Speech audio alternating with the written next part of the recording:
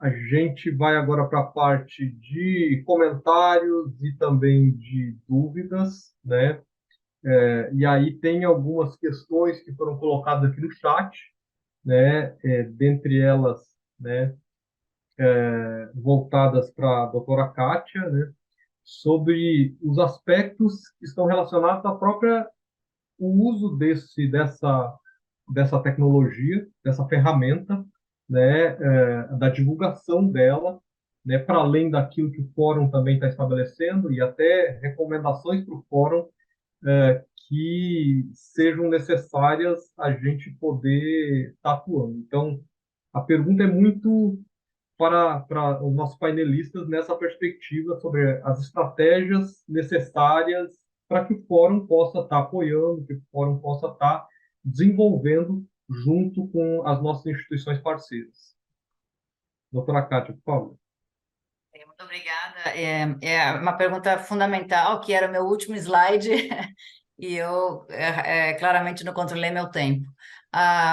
É fundamental a participação do fórum, a participação dos parceiros, porque quando a ferramenta estiver, né, já pronta, lançada pela OMS, a gente realmente precisa não só disseminá-la, né, mas a gente precisa criar capacidade do uso da ferramenta.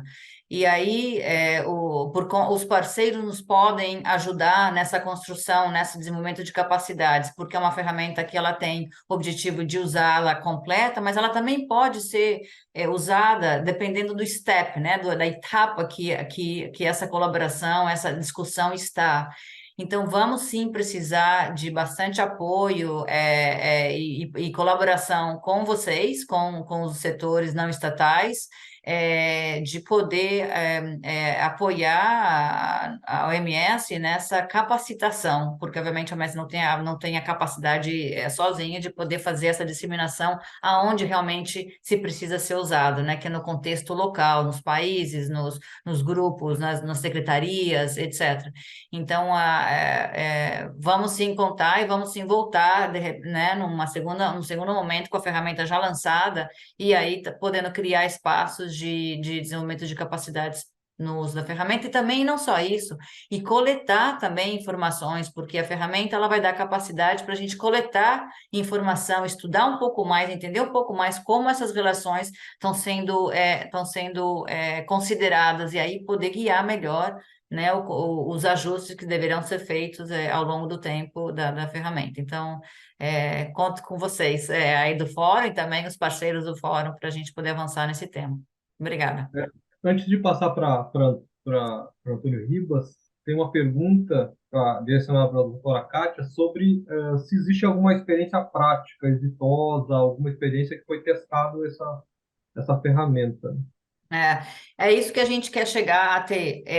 A ferramenta ainda, como ela não está finalizada, né? A gente não pôde ainda colher realmente construir esse tipo de exemplo, mas nosso segundo passo para os próximos 2 anos é realmente aplicar a ferramenta, né? Fazer uma capacitação, aplicar a ferramenta, mas também colher essa experiência do uso da ferramenta e como então se pode ser usado.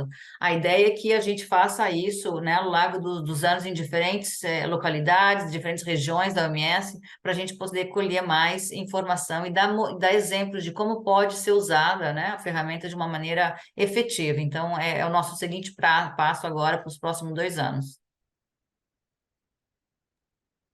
Doutor Antônio Ribas, por favor.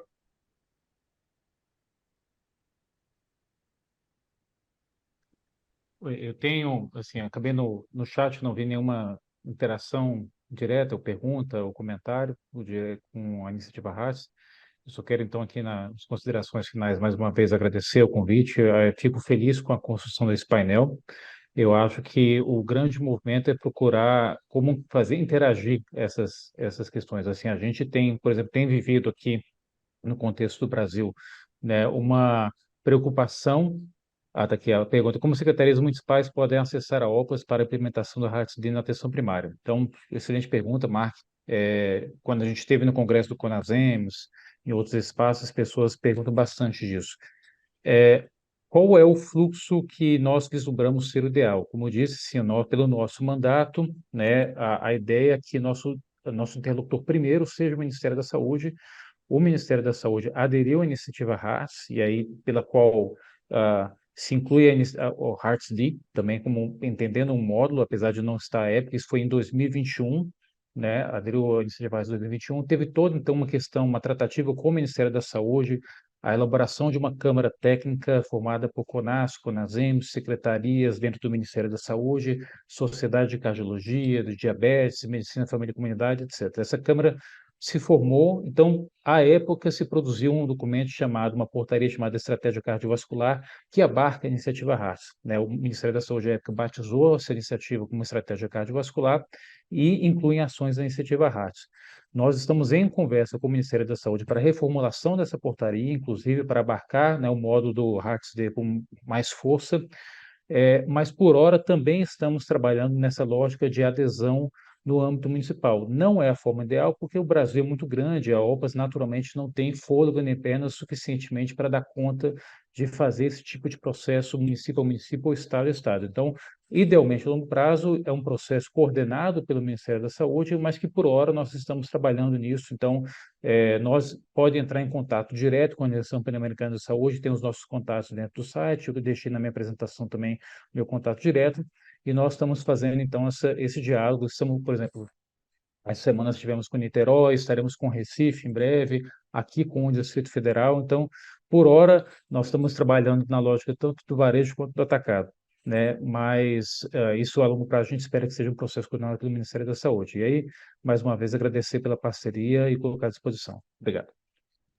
Antes de passar para o Dr. Geraldo, Dr. Antônio Ribas, a gente teve uma experiência relacionada ao HARTS para hipertensão, né?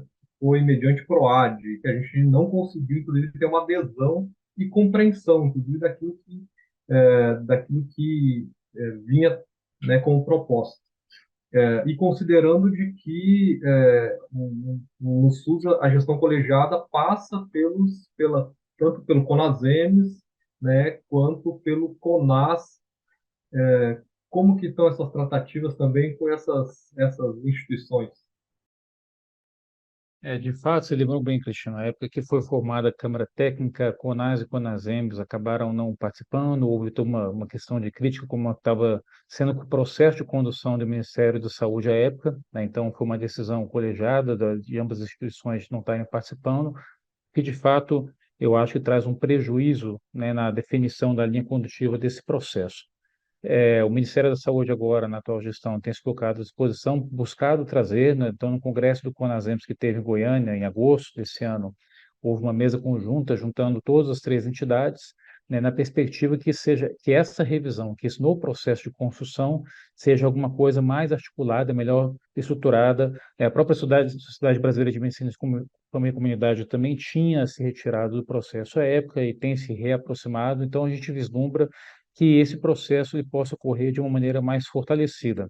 De qualquer modo, né, se você falou a questão do PROAD, existem também outras possibilidades de adesão quando o ente tem algum termo de cooperação diretamente com a OPAS, né? O caso que a gente está fazendo aqui com o DF, o Estado da Bahia também tem, né? Então, isso também é uma possibilidade, mas naturalmente a gente gostaria que isso fosse retomado de uma lógica articulada, né, com a coordenação do Ministério da Saúde, de forma articulada, né, e construída participativamente na presença de CONAS e CONASEMS também, e a gente vislumbra que esse cenário está sendo construído nesse exato momento.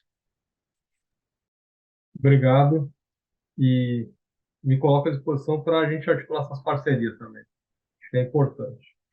Doutor Geraldo, tem duas perguntas, na verdade são três aqui.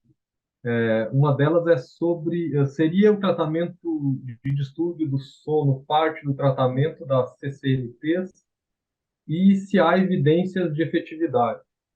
Essas seriam as duas primeiras perguntas. Perfeito. Bom, mais uma vez, né, fazer um desfecho final aqui.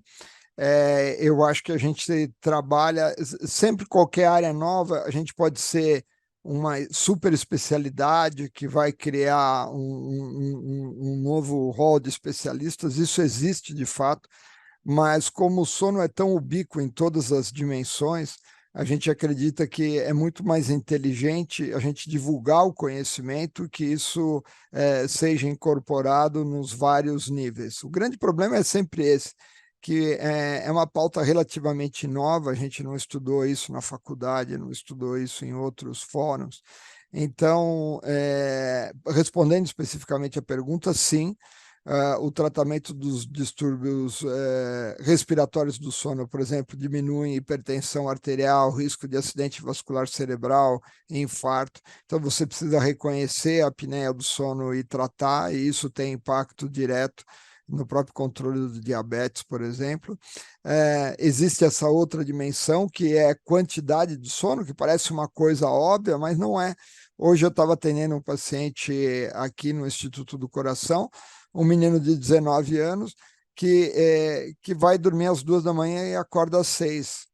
E ele acha que está tudo bem. Não está tudo bem. Não está tudo bem. É uma pessoa sonolenta, cansada, risco maior de obesidade, risco maior de depressão, risco maior de doenças gastrointestinais e assim por diante. Então, são informações óbvias e básicas que a gente pode, através desse tipo de manual que a gente fez, divulgar não só para profissional, como para o consumidor final, porque é um texto simples, claro, e por incrível que pareça, a gente acaba esquecendo, né, essa dimensão. Então, eu acho que é um trabalho de formiguinha e que não pode depender só do especialista do sono. Cada um de nós que está nesse fórum tem que incorporar esse conceito super simples. Basta você ficar uma noite sem dormir, como que você vai ficar no dia seguinte? Você fica um trapo, você fica mal, tua pressão arterial está pior, você tem o menor desempenho da vacina que você vai tomar no dia seguinte, imunidade. Foi falado uma coisa que eu não tinha comentado, que é super importante, que são os acidentes laborais e acidente automobilístico, estão profundamente ligados à restrição de sono e também à apneia obstrutiva do sono. Em todas as dimensões, absolutamente. E não precisa pensar no outro, pense em você mesmo. Pense em você mesmo o quanto o sono te afeta, né? Então, do mesmo jeito, a gente tem que se vacinar, né? É óbvio que a gente tem que se vacinar, apesar de ser óbvio, parece que a gente tomou uma pancada na cabeça e está esquecendo do óbvio. O sono é pior do que isso, né? Porque a gente dorme e nem percebe o quanto o sono é fundamental para a nossa própria sobrevivência, né? Então, eu acho que essa outra pergunta, né? A gente precisa sensibilizar os gestores públicos sobre essa pauta, mas esse é um trabalho de formiguinha, que todo mundo sabendo vai aumentando. Como que a coisa anda? Anda sempre assim, que algum gestor tem um problema de sono, ele fala, nossa, esse é um problema enorme. Aí ele incorpora, porque se 1 a cada 3 adultos tem apneia do sono, é só olhar nós 4 aqui, um de nós 4 tem apneia do sono, pode acreditar. É estatística isso aí. Agora, fora isso, a gente dorme mal, a gente dorme pouco, a gente dorme errado, a gente cada vez menos leva isso a sério. Tem uma ciência por trás disso, mas a gente não quer tornar isso uma ciência complexa, complicada, difícil acesso, que você tem que mandar para um especialista. Não, é uma coisa simples, existe forma simples de diagnóstico de apneia do sono, e 90% é bom senso. Que por trás desse bom senso existe muita literatura mostrando que, de fato, dormir mal e dormir pouco é uma péssima ideia para a nossa saúde, em especial para as doenças crônicas não transmissíveis, né?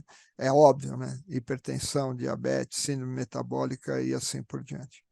Então, super obrigado mais uma vez, né, pela oportunidade e o privilégio de estar aqui como porta-voz, porque esse foi um trabalho feito a inúmeras mãos, e eu convido a todos a darem uma lida nesse livreto, simples, claro, fácil, lê com calma, reflete sobre o que isso tem a ver com a sua vida, e a partir daí a gente pode multiplicar esse conhecimento, né?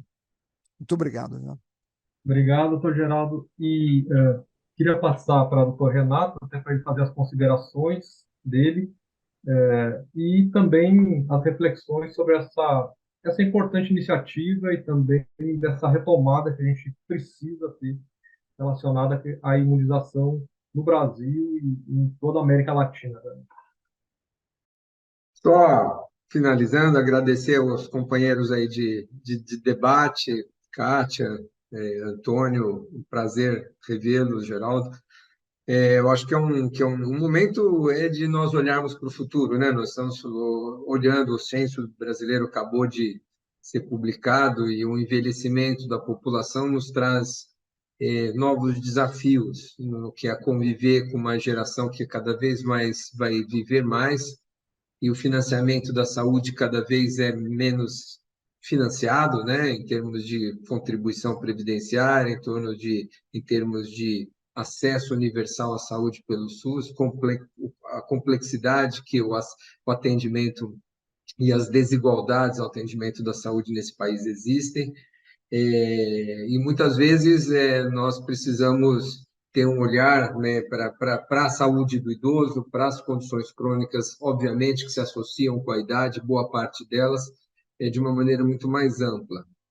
Então, envelhecer com saúde é falar de sono, mas é falar de vacinas, é falar de atividade física, é falar de alimentação, é falar de não ao tabagismo, é falar de medidas de prevenção. Então, nós precisamos, eu acho que, inserir todos esses atores e termos uma visão mais holística do que é o envelhecimento saudável. E na minha área, a imunização tem que fazer parte, do mesmo jeito que a gente fala de uma atividade do sono, da atividade física, da alimentação saudável, a vacinação é parte de um envelhecimento saudável, juntamente com tudo que a gente se propõe aqui. Então, minha proposta e o meu desafio aqui para todos é que este fórum ele caminhe no sentido de nós olharmos para o envelhecimento saudável. Envelhecimento saudável é olhar para as doenças crônicas não transmissíveis de uma maneira muito, muito singular, muito particular. Claro que as doenças crônicas existem em todas as idades, mas elas tendem a aumentar e a complexidade de todo esse manejo na prevenção, no cuidado, no tratamento, especialmente nas ofertas que nós temos em saúde e o subfinanciamento e as grandes desigualdades que a gente tem nesse país precisam ser enfrentadas. Eu acho que aqui esse pode ser um fórum onde a gente avance muito nessa questão e proponha soluções para um problema que, sem dúvida, vai ser crescente nas próximas décadas. Então, muito obrigado mais uma vez pelo convite e parabéns aí por toda a organização. Obrigado, doutor Renato. Eu queria agradecer a todos, né? O nosso tempo, infelizmente, ele é limitado, mas demonstrou a grande potência que é esta integração e o quanto pode se produzir para orientação de políticas públicas, de ações assertivas, de qualidade de vida para a nossa população.